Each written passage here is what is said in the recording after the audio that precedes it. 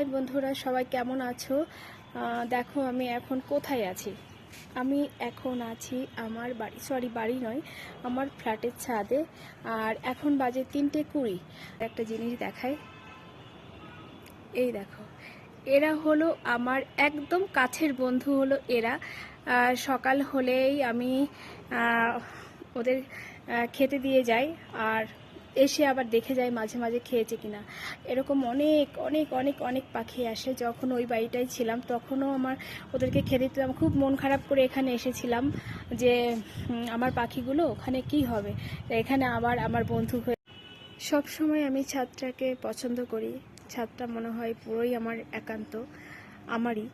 আর ছাদে এসে খোলা আকাশের সাথে কথা বলতে বেশি পছন্দ করি। আমার সব কিছুই আমি আকাশের সাথে শেয়ার করি, ভালো মন্দ যাই হোক না কেন। এই খোলা আকাশের সাথে কথা বলতে সত্যি খুব ভালো লাগে। আর যদি হয় সেটা ফাঁকা ছাদ, বড় ছাদ, সেই খোলা ছাদে এসে খোলা আকাশের সাথে কথা বলতে আমি খুব পছন্দ করি। খুব ভালো লাগে আমার ছাদটা আমার ভীষণ প্রিয়। ওরাই আমার বন্ধু, ওদের সাথেই আমি সব কিছু শেয়ার করি।